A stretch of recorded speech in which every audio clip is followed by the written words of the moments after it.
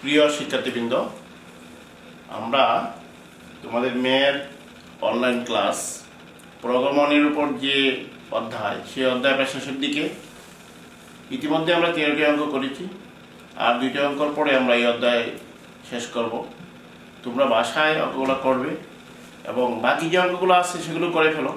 তার মধ্যে যদি কোনো অঙ্ক তোমাদের প্রবলেম মনে হয় আমার সঙ্গে শেয়ার করতে পারো, আমরা পরবর্তীতে সেই অঙ্কগুলো দেখতে পারবো। চলো আজকে দেখি আমাদের 14 নম্বর ভিডিওটি। আজকে আমরা যে অঙ্কটি দেখবো সেই অঙ্কটি হচ্ছে এমন: 1 প্লাস ব্র্যাকেটের মধ্যে 1 প্লাস 2 ব্র্যাকেট শেষ প্লাস ব্র্যাকেট শুরু 1 প্লাস 2 প্লাস 4 ব্র্যাকেট শেষ plus dot dot dot dot n পদের যোগফল নির্ণয় করো। আমরা নিয়ম অনুসারে প্রথম চেক করব যে ধারাটি কেমন, সমান্তর না গুণোত্তর। কিন্তু ধারাটি দেখে মনে হচ্ছে এই জটিল ধারা, কারণ যোগ আকারে আছে। 1 যোগ 3 যোগ 7, কিন্তু এটা কোন ধারা আমরা বলতে পারছি না, যখন গুণোত্তরও না সমান্তরও না। আমাদের যোগফল নির্ণয় করতে হবে। ধরি এই ধারাটার যোগফল Sn এবং n তম পদ Tn। আর এই ধারাটি n তম পদ আমরা বের করার চেষ্টা করি। এই n তম পদ Tn সমান কি হবে আমরা দেখি। প্রথম 1, পরে 1 এর সঙ্গে তার 2 গুণ যোগ হয়েছে, মানে 1 যোগ 2 এভাবে পারতেছে। পরে কি 1 যোগ 2 যোগ 4, মানে 2 এর ডাবল।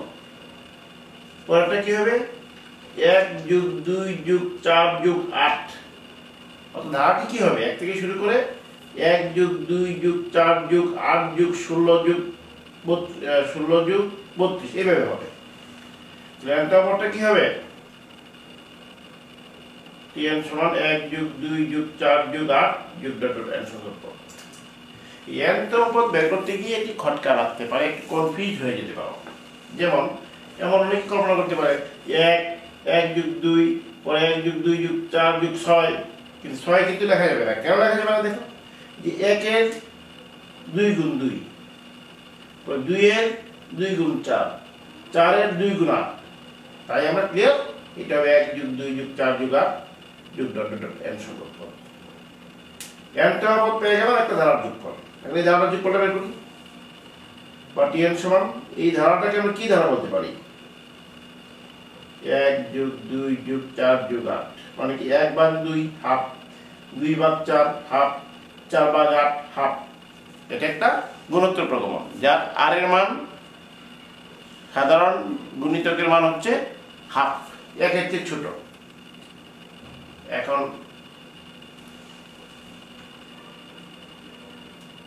না, হাফ না, তো নিয়মটা হচ্ছে 2 ভাগ 1 2, 4 ভাগ 2 2, 8 ভাগ 4 2, চলে আর এর মান 2।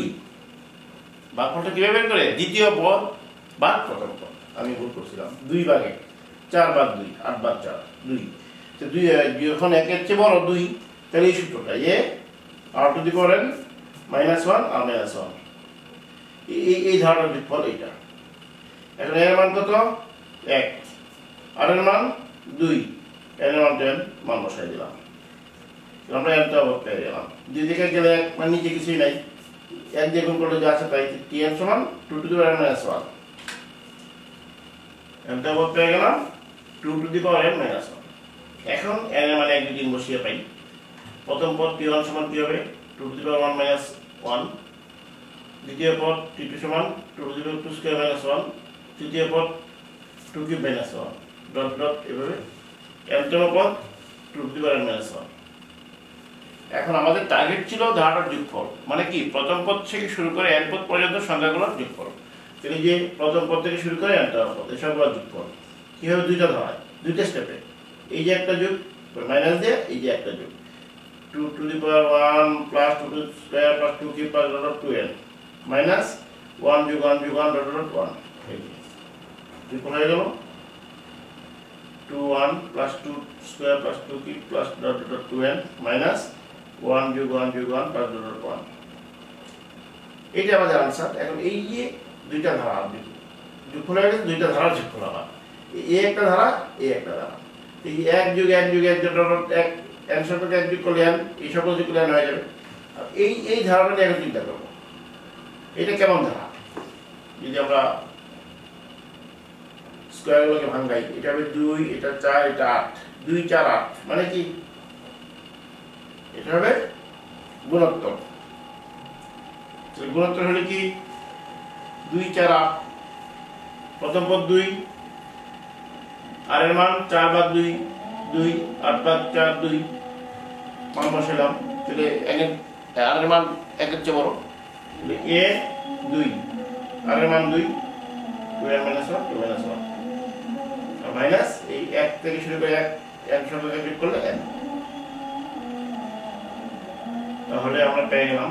এখন 2 থেকে 1 গেলে 1, এটা আর যোগ করে 2 * 2 to the power -1 2 to the power -1 n বা sn সমান 2 গুণ করি into 2 to the power n minus 2 K 2 minus n।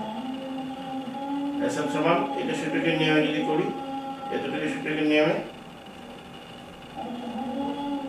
2 এর উপরে 1 আছে, 2 এর উপরে n আছে, 1 plus n 1 plus n minus n টাইমকে মাইনাস 2 আবার সাজায় রাখলে sn সমান 2 n plus 1 minus n minus 2। তাহলে যোগফল কত হলো?